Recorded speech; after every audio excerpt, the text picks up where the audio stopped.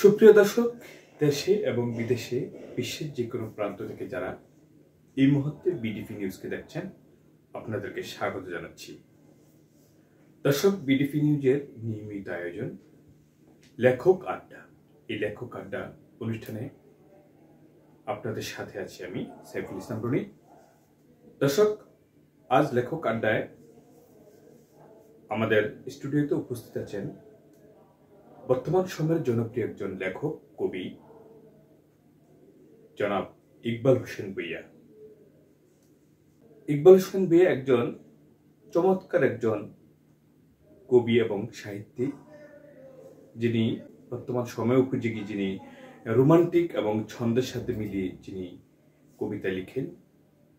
ওনার লেখা বাংলাদেশের বিভিন্ন জাতীয় দৈনিকে, বিভিন্ন ম্যাগাজিনে, সাহিত্য পাতায় ওনার কবিতা প্রকাশ হয়েছে ইতিমধ্যে। জনাব ইকবাল হোসেন ভূঁইয়া, আপনাকে আমাদের লেখক আড্ডা অনুষ্ঠানে আপনাকে স্বাগত জানাচ্ছি। আপনি কেমন আছেন? আপনাকে অসংখ্য ধন্যবাদ। প্রথমে আমি আজকের এই লেখক আড্ডা অনুষ্ঠানে আমাকে আমন্ত্রণ জানার জন্য আপনাকে অসংখ্য ধন্যবাদ জানাচ্ছি। যারা আমার পাঠক শ্রোতা আছেন এবং যারা আজকের এই অনুষ্ঠানটি দেখছেন, তাদেরকে সবাইকে আমার অন্তরের অন্তঃস্থল থেকে অনেক অনেক ভালোবাসা এবং শুভেচ্ছা। এবং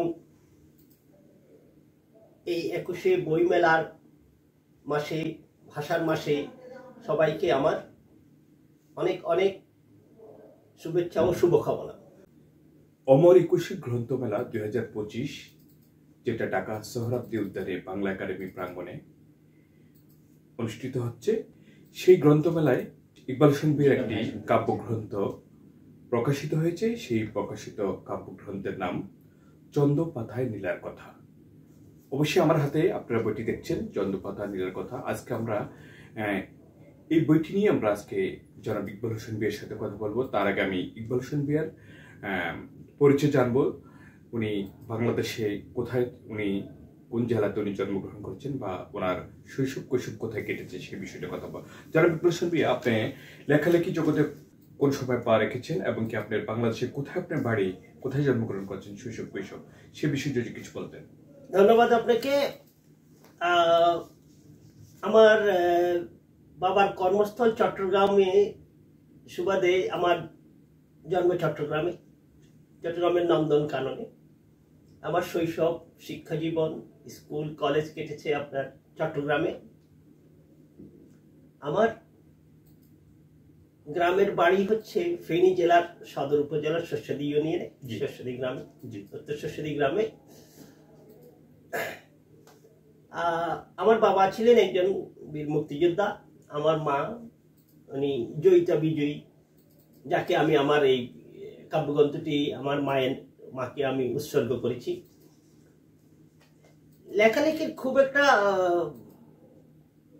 অভ্যাস ছিল না আমার ছাত্র জীবনে। আমার মেজ বোনকে আমি দেখতাম, উনি মাঝে মাঝে পত্রিকায়, চট্টগ্রামের আজাদী পত্রিকায়, সাহিত্য পাতায় উনি একাত্তর লিখতেন। তখন থেকে পড়তাম, চট্টগ্রামের দৈনিক আজাদী পত্রিকায় লিখতেন।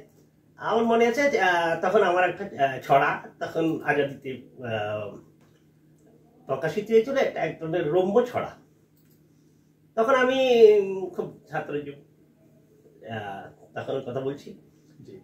আসলে আমার লেখালেখির এটা 2019-20 থেকেই আমার একটু একটু লেখা। তখন হয়তো লেখা এতটা পরিপক্ক ছিল না। আলহামদুলিল্লাহ এখন আপনারা আমার লেখা পছন্দ করেন। আমি মূলত দেশ, প্রকৃতি, সমাজ, অসঙ্গতি, প্রেম, ভালোবাসা এসবই আমার লেখার উপযোগ্য। তবে আমি এই লেখাটি লিখেছি একটি ছন্দপাতায় নীলার কথা। এটা হচ্ছে একটি আমার কাল্পনিক নারী চরিত্রে নীলাকে নিয়েই আমার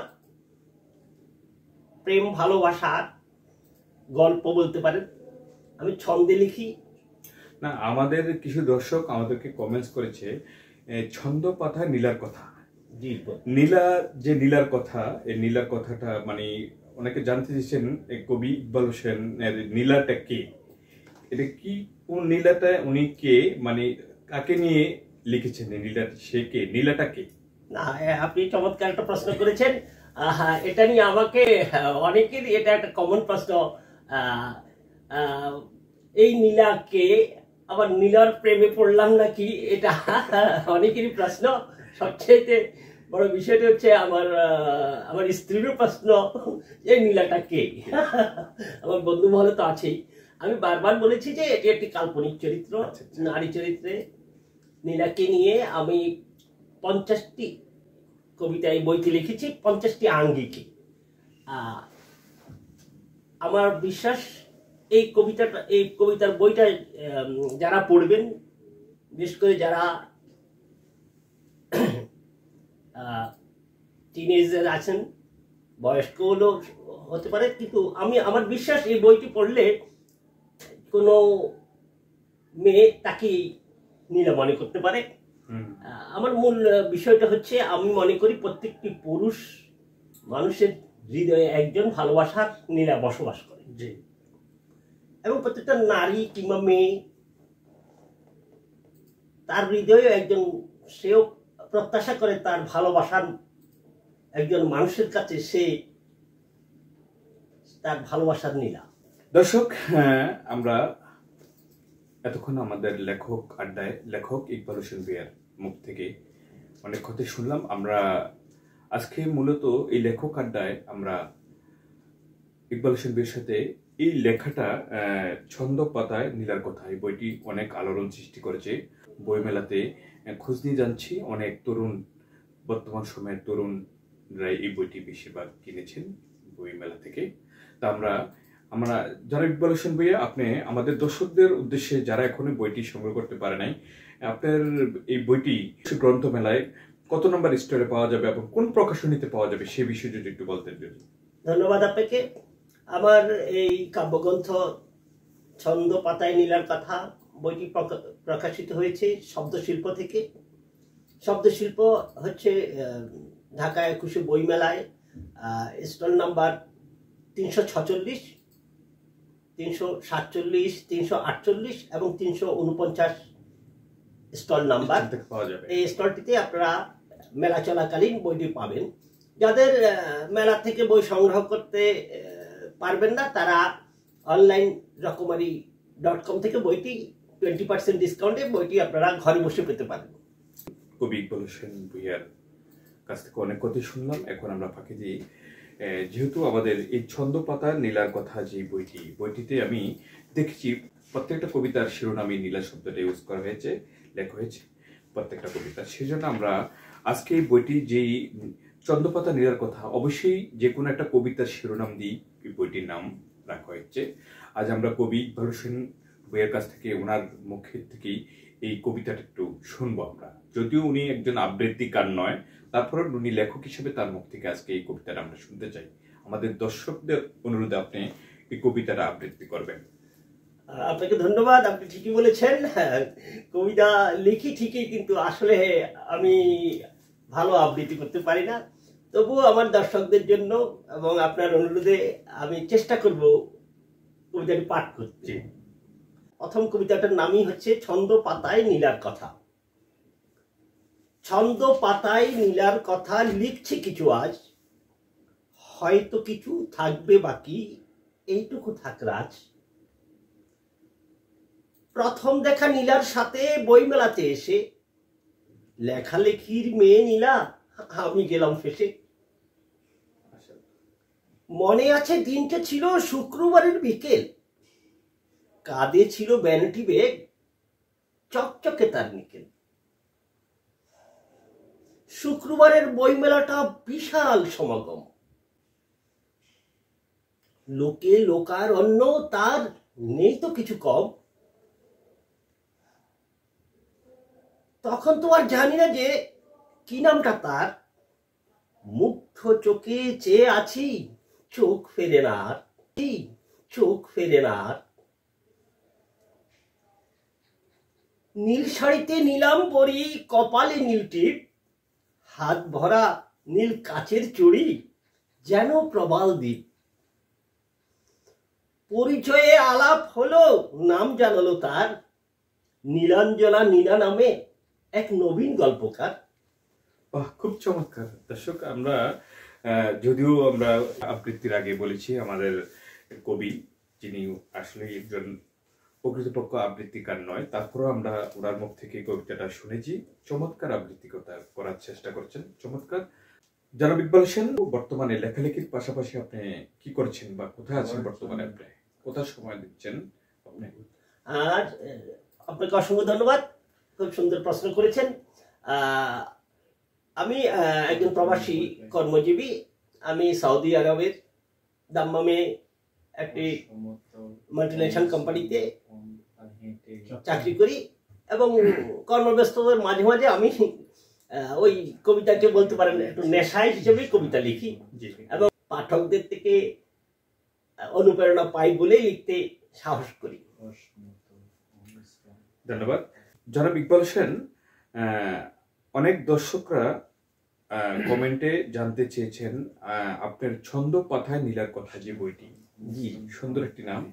মূলত এই বইটি দিয়ে আপনি যে পাঠকরা আপনার বইটি কিনবে, আপনাদের পাঠকদেরকে কি মেসেজ দিতে চাচ্ছেন এই বইটিতে লেখার মাধ্যমে? আসলে আমি প্রথমেই বলেছি আমি মূলত ছন্দে লিখি। আমি অনেক বিষয় নিয়ে লিখি, তবে এই বইটি নীলা সিরাজের একটি বই এবং সম্পূর্ণ রোমান্টিক কবিতাগুলো। আমার এই বইতে কোনো বিরহ ছোঁয়া নেই, শুধু ভালোবাসা, শুধু ভালোবাসা। আমি চাই মানুষের জীবনে দুঃখ কষ্ট আনন্দ বেদনার মাঝে সবচাইতে ভালোবাসাটা বেঁচে থাকুক। লেখক আড্ডায় অনুষ্ঠানে জনাব ইকবাল হোসেনের সাথে আমরা অনেকক্ষণ কথা বলেছি। আসলে অনেক কিছু আপনারা যেটা জানতে চেয়েছেন সেটা জানার জন্য চেষ্টা করেছি। আমি শেষবারের মতো একটি কথা বলবো, এই ছন্দ পাতায় নীলার কথা বইটি আমি নিজে পড়েছি। চমৎকার একটি কবিতা বই। ওনার এই প্রথম কাব্যগ্রন্থটা অমর একুশে গ্রন্থমেলা 2025 প্রকাশিত হয়েছে। শব্দশিল্প প্রকাশনীতে আমাদের প্রতিনিধি গিয়েছেন এবিটিভি নিউজের, তার কাছ থেকে জানতে পেরেছি এখানে কেমন বইটি সাড়া পড়েছে। উনি আমাদেরকে বলল যথেষ্ট সাড়া পড়েছে বইটি। অনেক লোকেই, বিশেষ করে তরুণরাই, যারা ইউনিভার্সিটিতে কলেজে পড়ছে, তারাই এই বইটি বেশি কিনছে। জনাব ইকবাল হোসেন, আপনি আপনার দর্শক এবং কি পাঠকদের উদ্দেশ্যে আপনি কিছু বলুন। সম্মানিত দর্শক শ্রোতা এবং পাঠকদের উদ্দেশ্যে বলছি, ইতিপূর্বে আমার বেশ কয়েকটি যৌথ কাব্যগ্রন্থ এসেছে। এবারও এসেছে দুটি কাব্যগ্রন্থ। একটি কাব্যগ্রন্থ এসেছে আপনার জলসিঁড়ি বাউল মেলা সাহিত্য গ্রুপ থেকে, এটা বাউলমেলা অ্যাডমিন প্যানেল সংকলন। সেখানে আমার খুবই চমৎকার ছন্দের 7টি কবিতা আছে। বইটি শব্দ চাষ প্রকাশনী থেকেই, তবে এটাই হচ্ছে আমার একক কাব্যগ্রন্থ। জলসিঁড়ি এটা কি বই? হ্যাঁ, যৌথ কাব্যগ্রন্থ। ওখানে আমার 7টি কবিতা স্থান পেয়েছে, চমৎকার ছন্দের কবিতা। সেগুলা সমসাময়িক বিষয় নিয়ে লেখা, দেশের বর্তমান পরিস্থিতি এবং বাস্তবতা নিয়ে লেখা ওগুলো। হ্যাঁ, তবে আমি আমার পাঠক শ্রোতাদের বলবো বইটি আপনারা সংগ্রহ করবেন।